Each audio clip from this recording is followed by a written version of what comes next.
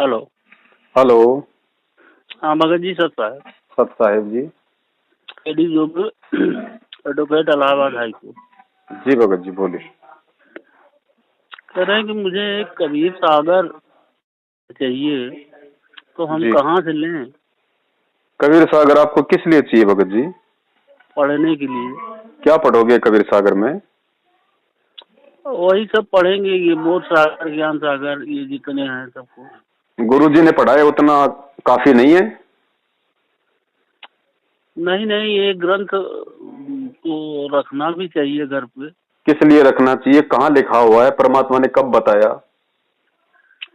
बताया तो नहीं है भगत जी। मान लीजिए कभी जैसे पढ़ने की इच्छा हो, पढ़वाई करें जो है पढ़ने की अगर तो। इच्छा हो तो सबसे बड़ा कबीर सागर आपके घर में ज्ञान गंगा है, परमात्मा की आध्यात्मिक ज्ञान गंगा है, गहरी नजर गीता है, उसको पढ़िए। परमात्मा ने सार निकाल के दे दिया कबीर सागर का। अच्छा, जो है अब हमारे पास तो 3 किताबें हैं, ज्ञान गंगा, जी जीने की राह, जी और गीता तेरा ज्ञान अमृत, जी और कबीर सरलार्थ जी। नहीं है। देखो बड़े भाई, परमात्मा ने बताया कबीर सागर जो कबीर सागर है वो एक जंगल है, वन है भगत जी। बहुत बड़ा लंबा चौड़ा जंगल है। और हम हैं भगत जी मरीज, नादान प्राणी।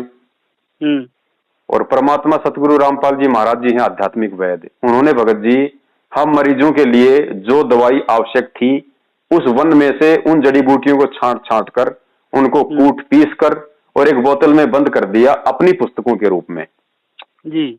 अगर हमें अब समझ में आ गया हो तो भगत जी हमें केवल उन्हीं पुस्तकों को पढ़ के अपना आध्यात्मिक जो रोग है उसको काटने की कोशिश करनी चाहिए, कटवाने की कोशिश करनी चाहिए। मनमुखी तरीके से यदि हम उस जंगल में जाएंगे और भगत जी किसी जड़ी बूटी की जगह यदि धतूरा पकड़ लिया और उसको खा लिया तो भगत जी क्या होगा फिर? ठीक है भगत जी, ठीक है। सबसे बड़ा जो कबीर सागर है वो सतगुरु रामपाल जी महाराज जी के हस्त कमल द्वारा लिखित जो पुस्तकें हैं वो हैं भगत जी। अब मार्केट में मान लीजिए एक 70 साल का आदमी है, अब जिसके दांत भी है नहीं, और वो कहे कि मुझे गन्ना दो, गन्ना क्या करेगा भाई? गन्ना चूसूंगा भाई। और कोई कहे कि ले भाई ये गन्ने का जूस निकाला हुआ है मशीन से, ये गिलास पी ले, और कहे ना ना मैं तो गन्ना पीऊंगा, तो भाई फिर उस आदमी को या तो ज्ञान नहीं है या फिर वो जबरदस्ती अपने जो थोड़े बहुत दांत बचे हुए उनको भी वो तुड़वाना चाहता है। नहीं समझदार होगा तो उसको पता है कि जिस गन्ने की मैं जिद कर रहा हूं ये उसी गन्ने का तो जूस है, पियो और अपना मौज करो। जबरदस्ती क्यों उस गन्ने को, मतलब फालतू में अपने मुंह से। आप समझ सकते हो भगत जी, समझदार हो। जी जी। है कि नहीं? और यदि आपने कबीर सागर कहीं से ले भी लिया, पहली बात तो कुछ समझ में आना नहीं भगत जी। जब इतने बड़े बड़े अपने आप को विद्वान महर्षि ऋषि मुनि कहने वाले झक मरा के चले गए, उस कबीर सागर की एक भी लाइन का ढंग से यथार्थ अनुवाद नहीं कर पाए संत रामपाल जी महाराज जी के अलावा।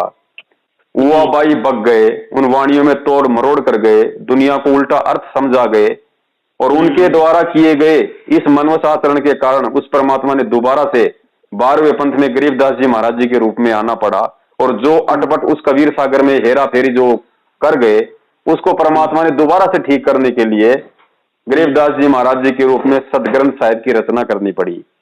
तो भगत जी वैसे भी वो कबीर सागर तो हमारे किसी काम का नहीं है, और जो उस कबीर सागर में जितनी और जो वस्तु हमारे काम की थी वो गुरुजी ने अपने सत्संगों में हमें बता दी, हमें दिखा दी, हमें पढ़ा दी।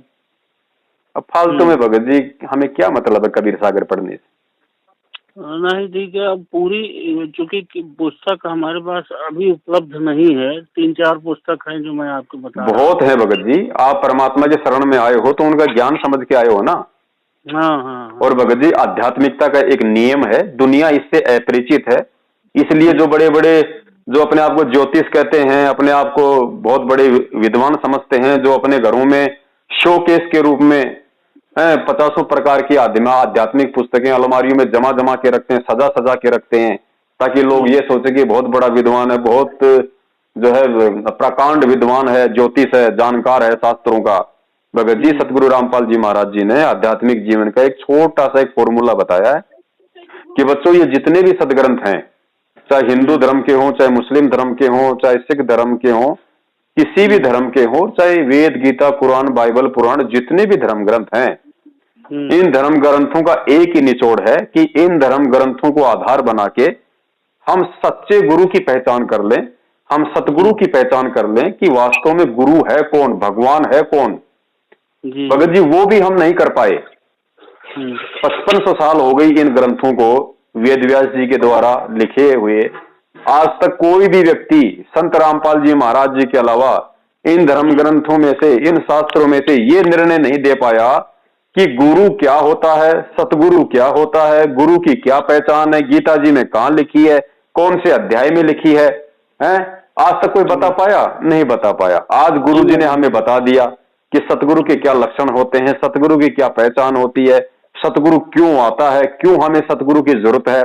और भगत जी जब हमें इन सब चीजों का मालूमात हो जाए, जब हम इन सभी धर्म ग्रंथों को, इन शास्त्रों को आधार बना के जब हम सच्चे सतगुरु की पहचान कर लें कि भाई पृथ्वी पे वर्तमान में सच्चा सतगुरु कौन है, हम चारों कोणों से आश्वस्त हो जाएं, उसके बाद भगत जी आप तो कबीर सागर लाने की बात कहते हो, दास तो ये कहता है कि जितने भी धर्म ग्रंथ हैं, यदि आपको सच्चे सतगुरु की पहचान हो गई, उसके बाद यदि आपके घर पे भी कोई रखा हुआ है, कोई कबीर सागर रखा है, कोई वेद रखे हैं, गीता जी रखी हैं, तो परमात्मा कहते हैं कि बच्चों उनको कट्टे में बांध के और अच्छी तरीके से टाइट उनका मुंह बांध के या तो कहीं ऊपर रख दो अलमारी में, या कहीं बहते हुए पानी में बच्चों उनको जो है मतलब बहा दो, या किसी पंडित जी को किसी मंदिर में दे आओ।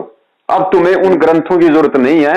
उन ग्रंथों की जरूरत केवल तुम्हें तब तक थी जब तक तुम्हें सच्चे सतगुरु की पहचान नहीं थी। अब जब तुम्हें सच्चे सतगुरु की पहचान हो गई, तुम उसकी शरण में आ गए, उसके बाद यदि तुम्हारे लिए दुनिया का कोई सबसे बड़ा वेद है, दुनिया की कोई सबसे बड़ी गीता है, दुनिया की कोई सबसे बड़ी कुरान है, तो केवल तुम्हारा सतगुरु है। उसके बाद तुम अपने सतगुरु देव जी के मुख कमल से कहे गए एक एक शब्द को और उनके द्वारा लिखी गई एक एक पुस्तक के एक एक शब्द को वेद मान लेना, गीता मान लेना, कुरान पुराण मान लेना, उसी के अनुसार अपनी रहनी करनी हमें। तो भगत जी बहुत सारे भगत भाई हैं, नाम ले रखा है गुरुदेव से, इतना ज्ञान ले लिया, इतने वर्ष हो गए, उसके बाद कहते हैं भगत जी हम मगर जा सकते हैं क्या घूमने के लिए, वहां कबीर परमात्मा की मंडी है। भगत जी हम छुड़ानी धाम में जा सकते हैं क्या, वहां गरीबदास जी महाराज जी आए थे। भगत जी हम फलानी जगह जा सकते हैं क्या, वहां पे कबीर चोरा है। अरे सिर में मारोगे वहां जाके, धोख लगाओगे वहां जाके। अरे तुम जिस कबीर परमात्मा का चोरा बता रहे हो मगर में, जिस कबीर परमात्मा का तुम गरीबदास जी महाराज जी का छुड़ानी में तुम वहां जिनका मंदिर बता रहे हो या और कहीं पे उनकी समाधि बता रहे हो, क्या धोखोगे उसको?